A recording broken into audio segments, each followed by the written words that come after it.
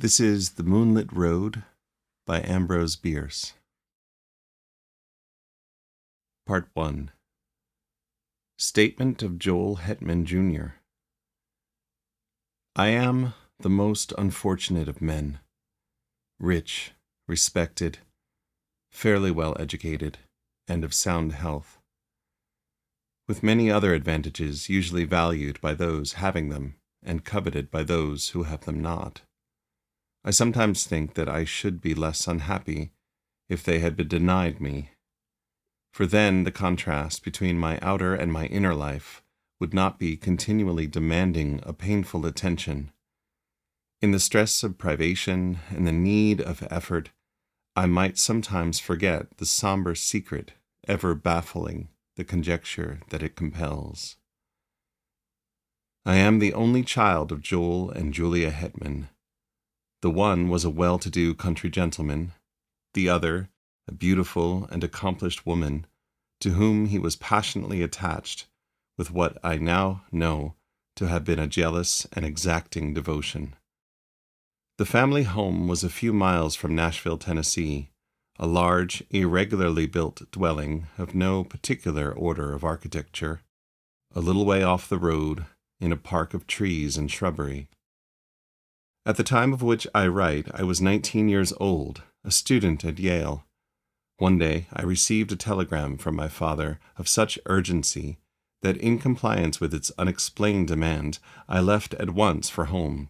At the railway station in Nashville, a distant relative awaited me to apprise me of the reason for my recall. My mother had been barbarously murdered. Why and by whom, none could conjecture. But the circumstances were these. My father had gone to Nashville, intending to return the next afternoon. Something prevented his accomplishing the business in hand, so he returned on the same night, arriving just before the dawn. In his testimony before the coroner, he explained that having no latchkey and not caring to disturb the sleeping servants, he had, with no clearly defined intention, gone round to the rear of the house. As he turned an angle of the building, he heard a sound as of a door gently closed, and saw in the darkness indistinctly the figure of a man, which instantly disappeared among the trees of the lawn. A hasty pursuit and brief search of the grounds, in the belief that the trespasser was some one secretly visiting a servant, proving fruitless, he entered the unlocked door and mounted the stairs to my mother's chamber. Its door was open, and stepping into black darkness, he fell headlong over some heavy object on the floor. I may spare myself the details. It was my poor mother, dead of strangulation by human hands. Nothing had been taken from the house. The servants had heard no sound, and excepting those terrible finger marks upon the dead woman's throat, dear God that I might forget them, no trace of the assassin was ever found. I gave up my studies and remained with my father, who naturally was greatly changed. Always of a sedate, taciturn disposition, he now fell into so deep a dejection that nothing could hold his attention, yet anything, a footfall, the sudden closing of the door, aroused in him a fitful interest. One might have called it an apprehension. At any small surprise of the senses, he would start visibly and sometimes turn pale, then relapse into a melancholy apathy deeper than before. I suppose he was what is called a nervous wreck. As to me, I was younger then than now. There is much in that. Youth is Gilead, in which is balm for every wound. Ah, that I might again dwell in that enchanted land. Unacquainted with grief, I knew not how to appraise my bereavement. I could not rightly estimate the strength of the stroke. One night, a few months after the dreadful event, my father and I walked home from the city. The full moon was about 3 hours above the eastern horizon. The entire countryside had the solemn stillness of a summer night. Our footfalls and the ceaseless song of the katydids were the only sound aloof. Black shadows of bordering trees lay athwart the road, which, in the short reaches between, gleamed a ghostly white. As we approached the gate to our dwelling, whose front was in shadow, and in which no light shone, my father suddenly stopped and clutched my arm, saying hardly above his breath, "God, God, what is that?" "I hear nothing," I replied. "But see, see," he said, pointing along the road directly ahead. I said, "Nothing is here. Come, father, let us go in. You are ill."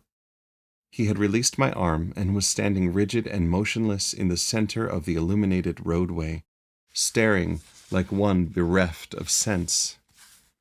His face, in the moonlight, showed a pallor and fixity inexpressibly distressing.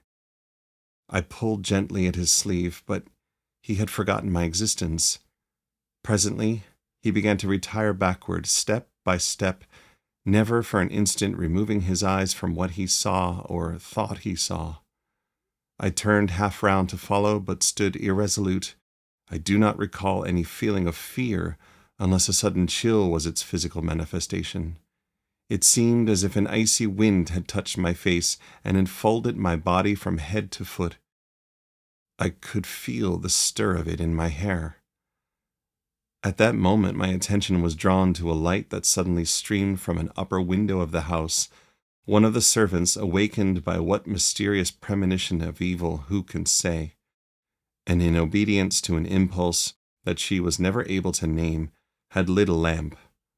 When I turned to look for my father, he was gone, and in all the years that have passed, no whisper of his fate has come across the borderland of conjecture from the realm of the unknown. Part 2. Statement of Caspar Grattan. Today, I am said to live. Tomorrow, here in this room, will lie a senseless shape of clay that all too long was I. If anyone lift the cloth from the face of that unpleasant thing, it will be in gratification of a mere morbid curiosity. Some, doubtless, will go further and inquire, who was he? In this writing, I supply the only answer that I am able to make. Caspar Grattan. Surely that should be enough. The name has served my small need for more than 20 years of a life of unknown length. True, I gave it to myself, but, lacking another, I had the right. In this world one must have a name. It prevents confusion even when it does not establish identity. Some, though, are known by numbers, which also seem inadequate distinctions.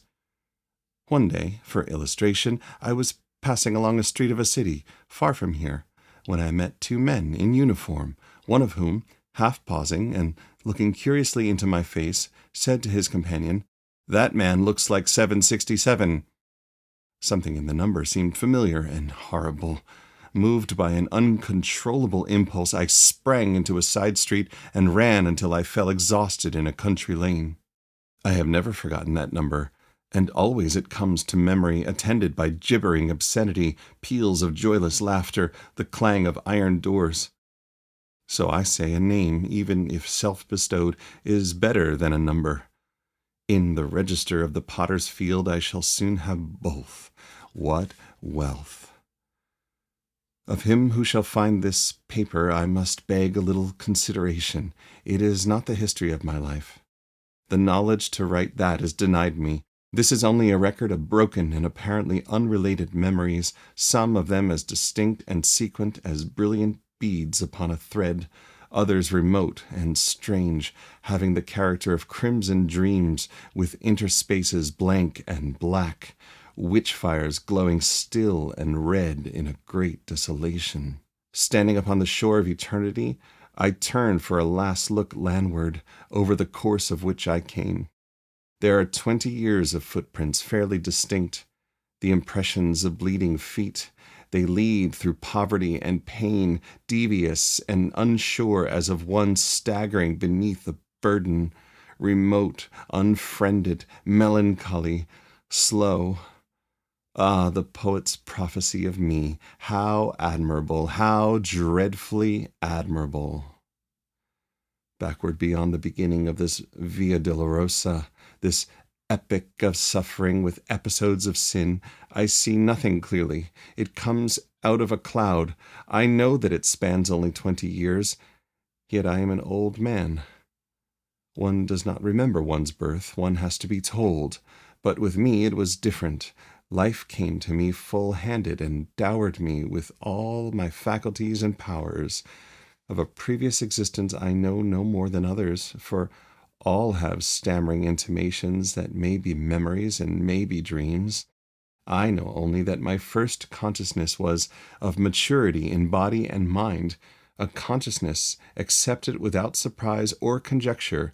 I merely found myself walking in a forest, half-clad, footsore, unutterably weary and hungry. Seeing a farmhouse, I approached and asked for food, which was given me by one who inquired my name. I did not know, yet knew that all had names. Greatly embarrassed, I retreated, and night coming on, lay down in the forest and slept. The next day I entered a large town, which I shall not name, nor shall I recount further incidents of the life that is now to end, a life of wandering, always and everywhere haunted by an overmastering sense of crime and punishment, of wrong and of terror and punishment of crime. Let me see if I can reduce it to narrative. I seem once to have lived near a great city, a prosperous planter, married to a woman whom I loved and distrusted. We had, it sometimes seems, one child, a youth of brilliant parts and promise. He is, at all times, a vague figure, never clearly drawn, frequently altogether out of the picture. One luckless evening it occurred to me to test my wife's fidelity in a vulgar, commonplace way, familiar to everyone who has acquaintance with the literature of fact and fiction. I went to the city, telling my wife that I should be absent until the following afternoon, but I returned before daybreak and went to the rear of the house, purposing to enter by a door with which I had secretly so tampered that it would seem to lock, yet not actually fasten. As I approached it, I heard it gently open and close, and saw a man steal away into the darkness. With murder in my heart, I sprang after him, but he had vanished without even the bad luck of identification. Sometimes now I cannot even persuade myself that it was a human being. Crazed with jealousy and rage, blind and bestial with all the elemental passions of insulated manhood, I entered the house and sprang up the stairs to the door of my wife's chamber. It was closed, but having tampered with its lock also, I easily entered, and despite the bleak darkness soon stood by the side of her bed. My groping hands told me that although disarranged, it was unoccupied. She is below, I thought, and, terrified by my entrance, has evaded me in the darkness of the hall. With the purpose of seeking her, I turned to leave the room, but took a wrong direction, the right one. My foot struck her, cowering in a corner of the room. Instantly my hands were at her throat. Stifling a shriek, my knees were upon her struggling body, and there, in the darkness, without a word of accusation or reproach, I strangled her till she died. And there ends the dream. I have related it in the past tense, but the present would be the fitter form, for again and again the somber tragedy reenacts itself in my consciousness.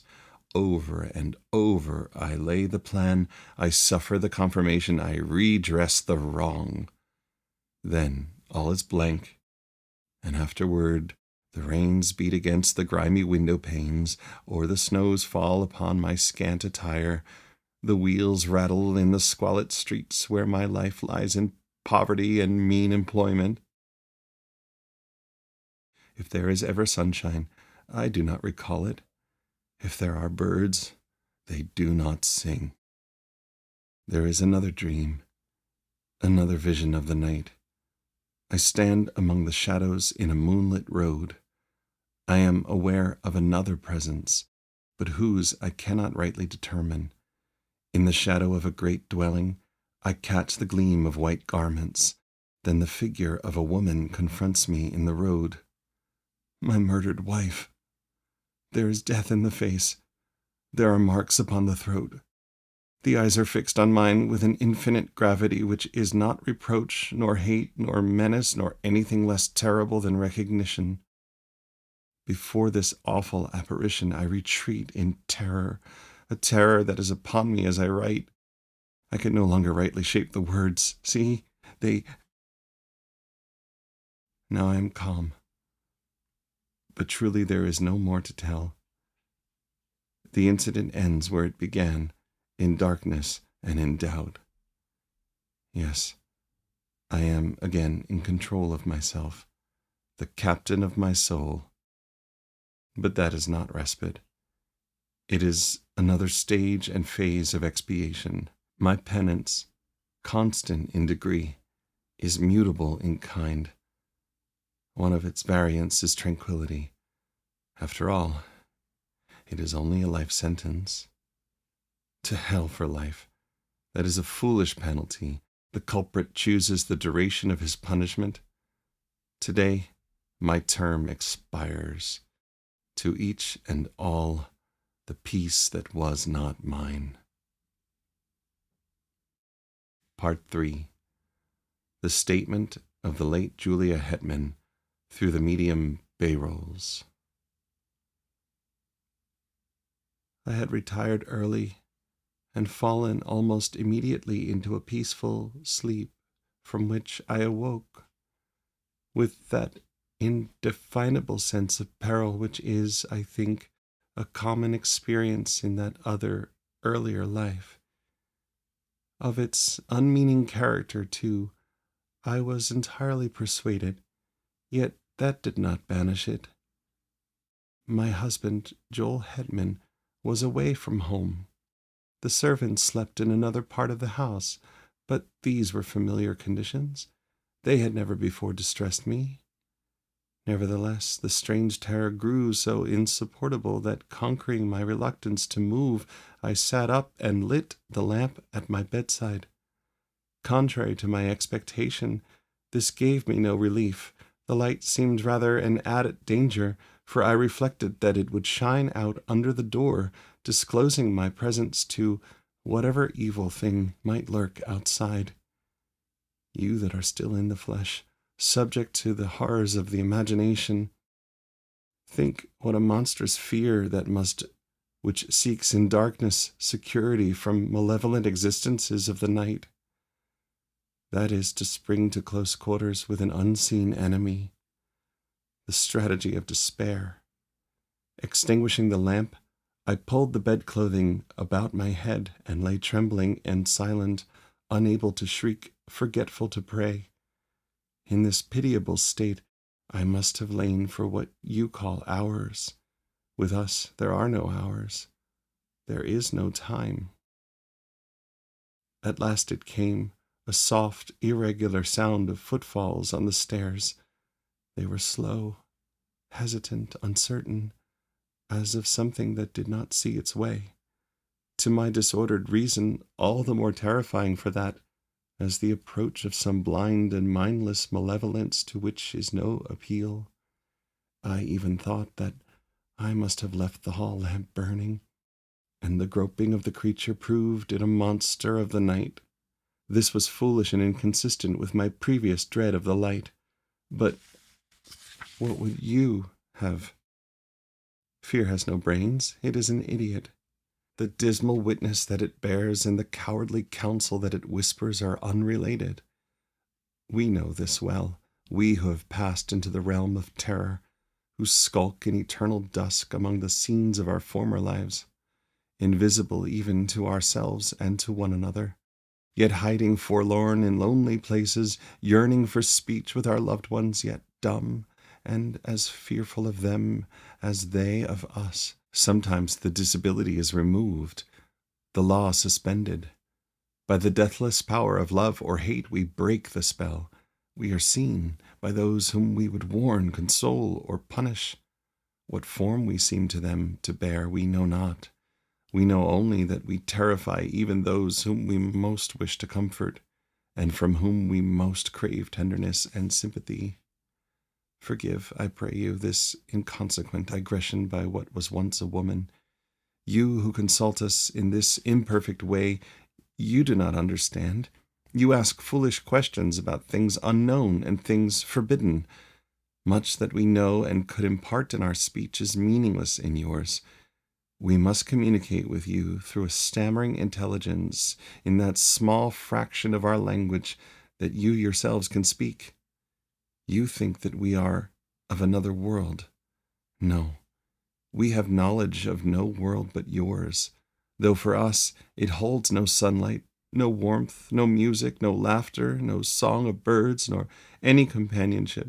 Oh God, what a thing it is to be a ghost, cowering and shivering in an altered world, a prey to apprehension and despair.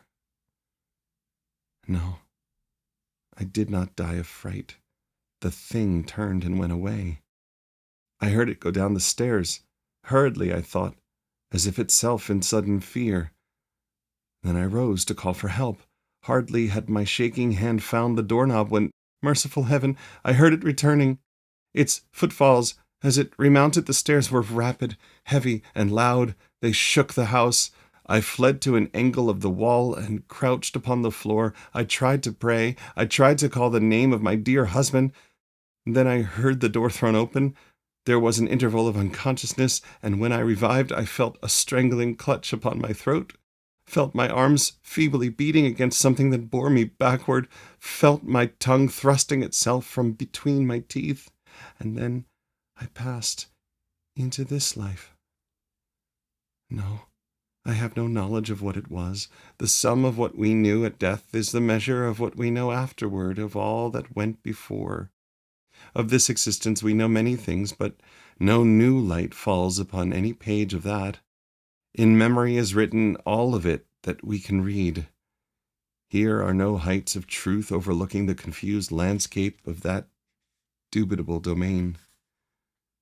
We still dwell in the valley of the shadow, lurk in its desolate places, peering from brambles and thickets at its mad, malign inhabitants. How should we have new knowledge of that fading past? What I am about to relate happened on a night. We know when it is night, for then you retire to your houses, and we can venture from our places of concealment to move unafraid about our old homes, to look in at the windows, even to enter and gaze upon your faces as you sleep. I had lingered long near the dwelling, where I had been so cruelly changed to what I am, as we do while any that we love or hate remain. Vainly I had sought some method of manifestation, some way to make my continued existence and my great love and poignant pity understood by my husband and son. Always, if they slept, they would wake, or, if in my desperation I dared approach them when they were awake, would turn toward me the terrible eyes of the living, frightening me by the glances that I sought from the purpose that I held. On this night, I had searched for them without success, fearing to find them.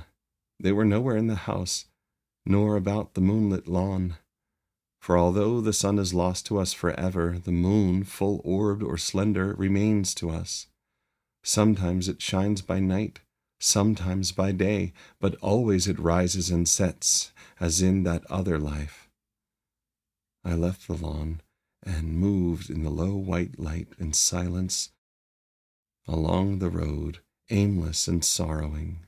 Suddenly I heard the voice of my poor husband in exclamations of astonishment, with that of my son in reassurance and dissuasion, and there by the shadow of a group of trees they stood, near, so near. Their faces were toward me, the eyes of the elder man fixed upon mine. He saw me. At last he saw me. In the consciousness of that, my terror fled as a cruel dream. The death spell was broken. Love had conquered law. Mad with exultation, I shouted. I must have shouted. He sees! He sees! He will understand! Then, controlling myself, I moved forward, smiling and consciously beautiful, to offer myself to his arms, to comfort him with endearments, and, with my son's hand in mine, to speak words that should restore the broken bonds between the living and the dead. Alas, Alas, his face went white with fear. His eyes were as those of a hunted animal. He backed away from me as I advanced, and at last turned and fled into the wood, whither it was not given to me to know. To my poor boy, left doubly desolate, I have never been able to impart a sense of my presence.